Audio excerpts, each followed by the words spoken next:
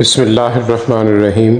ہتھوڑے کے آخری وار سے پتھر ٹوٹ جاتا ہے، لیکن اس کا یہ مطلب نہیں کہ پہلے وار بیکار تھے۔ حقیقت بس یہ ہے کہ کامیابی مسلسل کوششوں کا نتیجہ ہوتی ہے۔ ادھوری باتیں اور ادھورے جملے سن کر اپنی مرضی کی داستانیں تخلیق کرنے والے لوگ ہمیشہ دکھ ہی اٹھاتے ہیں۔ کبھی بھی ہمت نہ ہارے، حالات کتنے بھی مخالف ہوں، صلاحیت اپنا جوہر منوا لیتی ہے۔ کسی کی جیب سے جتنا مرضی مہنگا اور شاندار ڈنر کر لیں، صبح دوبارہ بھوک لگنی ہے۔ اس لیے پیٹ کی خاطر کبھی بھی عزت نفس اور ایمان کا سودا نہیں کرنا چاہیے۔ اگر گندے کپڑوں میں شرم آتی ہے تو گندی سوچ رکھنے میں بھی شرم آنی چاہیے۔ مطلب کی کشتی پر سوار لوگ بہت جلد مخلص لوگوں سے بچھڑ جاتے ہیں۔ الفاظ کا استعمال کرتے وقت ایسے ہی احتیاط کریں جیسے مچھلی کھاتے وقت کانٹوں سے کرتے ہیں۔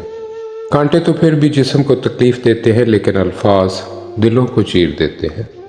عزت تو سب کو چاہیے، لیکن لوگ واپس دینا بھول جاتے ہیں۔ اپنی غلطیوں کی وجہ دوسروں کو سمجھنے والے کبھی اپنی اصلاح نہیں کر پاتے۔ اپنی غلطی کی ذمہ داری لینا سیکھیے۔ کتابوں کی اہمیت اپنی جگہ، مگر سبق وہی یاد رہتا ہے جو وقت اور لوگ سکھاتے ہیں۔ اس دنیا کو صرف ایک شے بامعنی بناتی ہے، اور وہ ہے آخرت کی یاد۔ اللہ کی مصلحتیں سمجھنے والوں کے دل کبھی ضدی نہیں ہوا کرتے۔